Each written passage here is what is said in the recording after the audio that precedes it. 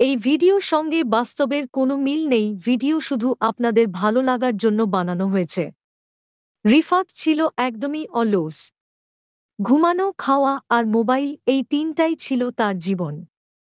মা যতই বলুক, বাবা একটু বাইরে গিয়ে হাঁটাচলা করো, কিছু শিখো, রিফাত বলত, মা, দুনিয়াটা তো ইউটিউবেই আছে।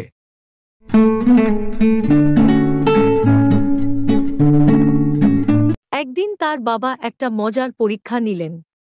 তিনি রিফাতকে বললেন, শোনো রিফাত, আমি তোমাকে এখানে ডেকেছি একটা পরীক্ষার জন্য। পরীক্ষাটা হচ্ছে যে আমি কালকে বিদেশ চলে যাব, তোমাকে সংসারের সব দায়িত্ব নিতে হবে। কিন্তু বাবা, আমি তো কিছুই কাজ জানি না। তাই তো আমি তোমাকে ডেকেছি। আমাদের পাশের জমিতে একটা সোনার কলসি পোতা আছে, তোমাকে সেটা মাটি খুঁড়ে বার করতে হবে। এই কথা বলে বাবা গাড়ি করে বিদেশ চলে গেল।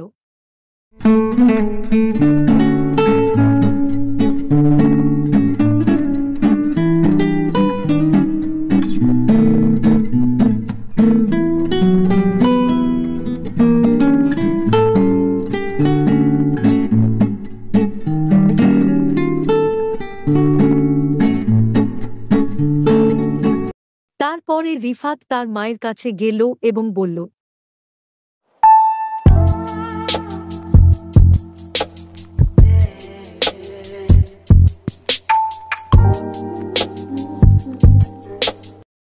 মা, বাবা তো বলল আমাদের পাশের জমিতে একটা সোনার কলসি পোতা আছে, কিন্তু কোথায় পোতা আছে সেটা তো আমি জানি না, কি করি এবার মা? ঠিক আছে, তুই বাজার থেকে একটা ধানের বীজ কিনে নিয়ে আয়, তারপরে আমার কাছে আয়।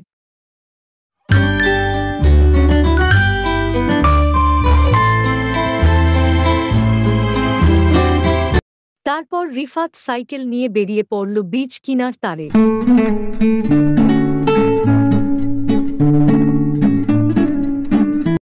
সে বাজারে গেল এবং বাজার থেকে বীজ কিনে নিয়ে এল সাইকেলে করে।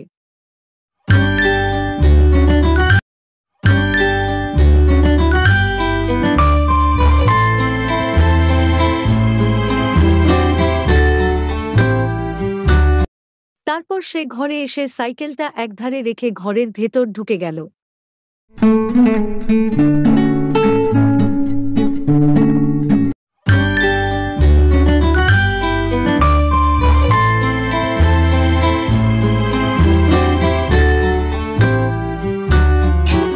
তারপর রিফাতের মা যেখানে রান্না করছিল, রিফাত সেখানে গেল।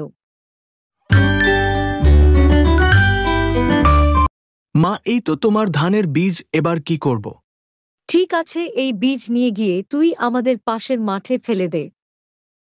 রিফাত তার বাবা পুরনো ট্রাক্টর দিয়ে সারাদিন ওই খেতে কাজ করতে লাগল।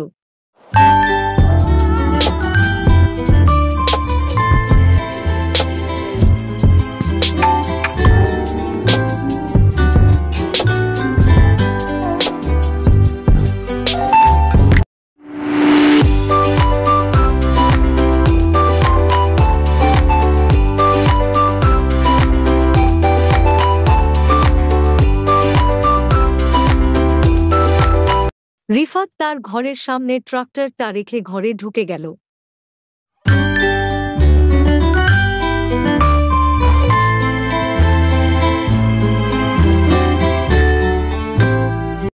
রিফাত বিছানার কাছে গিয়ে বিছানায় শুয়ে পড়ল।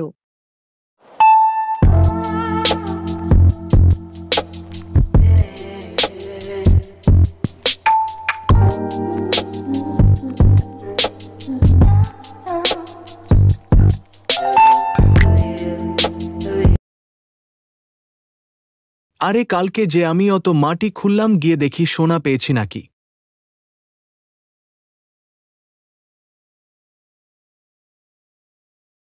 তারপর রিফাত ট্রাক্টর নিয়ে জমির দিকে যেতে লাগল।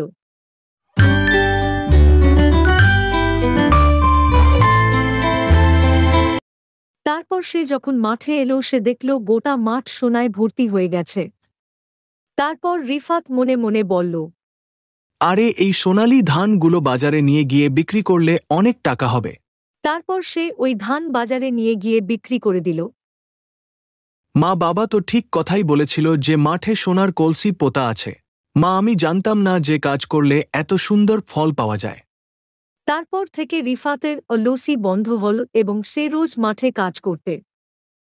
তুমি কি এখনও কার্টুন দেখো? তাহলে কমেন্টে লিখো তোমার নাম।